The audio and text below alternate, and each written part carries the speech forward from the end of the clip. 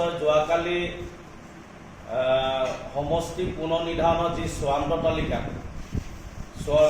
তালিকা কালি যি প্ৰকাশ হৈছে, এই প্ৰকাশ কৰাৰ ক্ষেত্ৰত আমি দল সংগঠনে কোনো ক্ষেত্ৰত মানি লোৱা নাই। এইটো কাৰণে আমি মানি লোৱা নাই, য'ত উজনি অসম দুটা সমষ্টি কৰ্তন কৰিলে, আমাৰ শিৱসাগৰ জিলাৰ আমগুৰি সমষ্টি কৰ্তন কৰিলে আৰু ডিব্ৰুগড় জিলাৰ লাহোৱাল সমষ্টি কৰ্তন কৰা হ'ল। সেইকাৰণে আমি নিৰ্বাচন আয়োগে যিখন চূড়ান্ত খচৰা উলিয়ালে, এই খচৰাখন আমি কোনো ক্ষেত্ৰত মানি লোৱা নাই। আৰু আমি এটাই কথাই ক'ব বিচাৰিছোঁ, যিজনক অধ্যক্ষ হিচাপে দায়িত্ব দিলে এই খচৰাখনৰ সন্দৰ্ভত অশোক সিংঘালক, যিজনে অসমীয়া জাতি বা অসমীয়া জাতিৰ অস্তিত্বৰ কথা নাজানে, অসমীয়া জাতি সংগ্ৰাম কথা নজনা এজনক অধ্যক্ষ পাতি এই খচৰাখনৰ দায়িত্ব দিয়াৰ কাৰণে আজি উজনি অসম দুটা সমষ্টিক বিলুপ্তিকৰণ কৰা হ'ল। সেয়েহে আমি এই খচৰাখনৰ সন্দৰ্ভত আমি বিজেপি চৰকাৰক লগতে নিৰ্বাচন আয়োগক ক'ব বিচাৰিছোঁ যে এই খচৰাখন জাতিদ্ৰোহী খচৰা। এইটো কাৰণে মই আজি তাৰিখলৈকে আমি ক'ব বিচাৰিছোঁ, য'ত খিলঞ্জীয়া মানুহৰ প্ৰভুত্ব থকা পিছতো উজনি অসম দুটা সমষ্টি কৰ্তন কৰিলে, যে আমগুৰি সমষ্টি মানুহৰ তেওঁলোক খিলঞ্জীয়া মানুহ নহয় নেকি? আজি লাহোৱাল সমষ্টি মানুহ কি খিলঞ্জীয়া নহয় নেকি?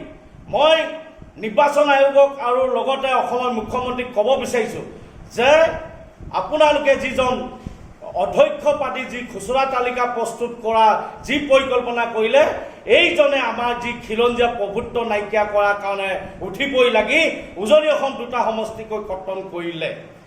আৰু শেহতীয়াকৈ আপোনালোকে জানে, আমাৰ হাওৰা সমষ্টিটোত ডিমৌ হিচাপে যি খচৰাত প্ৰকাশ পালে, তাৰপিছত এই খচৰাত প্ৰকাশ পোৱাৰ পিছত কিন্তু আমাৰ হাওৰা সমষ্টিৰ বিধায়ক সুশান্ত বৰগোহাঁই শিৱসাগৰ সমষ্টিৰ লগত চামিল কৰিবলৈ তেওঁৰ এটা ষড়যন্ত্ৰ চলালে আৰু সম্পূৰ্ণভাৱে চামিল কৰাৰ কাৰণে তেওঁ উঠি পৰি লাগিলে। আমি এই কথা গম পাই ডিমৌ বিভিন্ন জাতীয় সংগঠনৰ লগতে বিভিন্ন ৰাজনৈতিক দলে আন্দোলন কৰাৰ পিছত যে ডিমৌ সমষ্টি খচৰাত যি সমষ্টি নামেই নাথাকক, কিন্তু ডিমৌ সমষ্টি থাকিব লাগিব বুলি আমি দাবী কৰিলোঁ।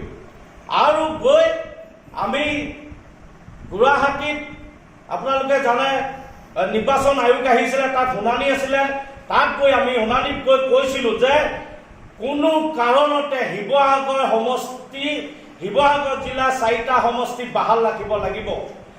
আৰু কৈছিলোঁ উজনি অসমৰ লাহোৱাল সমষ্টি বাহাল ৰাখিব লাগিব। হোৱাৰ পিছত কিন্তু নিৰ্বাচন আয়োগে একপক্ষ সিদ্ধান্ত ল'লে, য'ত আমাৰ দুটাকৈ সমষ্টি নাইকিয়া কৰিলে। এই ক্ষেত্ৰত নিৰ্বাচন আয়োগে কিন্তু বিজেপি ছত্ৰছায়াত বা বিজেপি পুতলাত নাচিছে নিৰ্বাচন আয়োগে, য'ত উজনি অসমত খিলঞ্জীয়া অস্তিত্ব নাইকিয়া কৰি পেলাবলৈ তেওঁলোকে পৰিকল্পনা কৰিলে।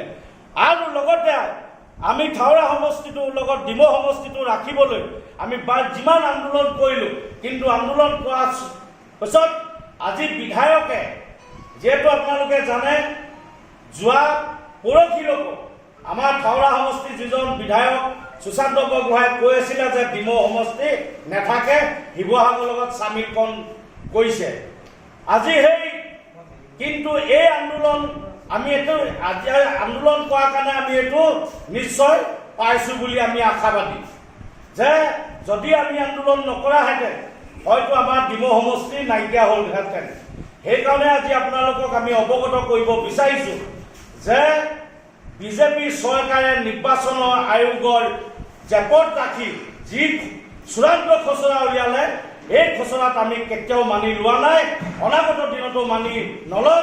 আৰু এই সমষ্টিকেইটা বাহাল ৰাখিবই লাগিব নিৰ্বাচন আয়োগে, আমাৰ দাবী। আৰু ডিমৌ সমষ্টি হিচাপে থাকিবই লাগিব আমাৰ স্পষ্টভাৱে আমি আজি সংবাদমেল যোগেদি আপোনালোকক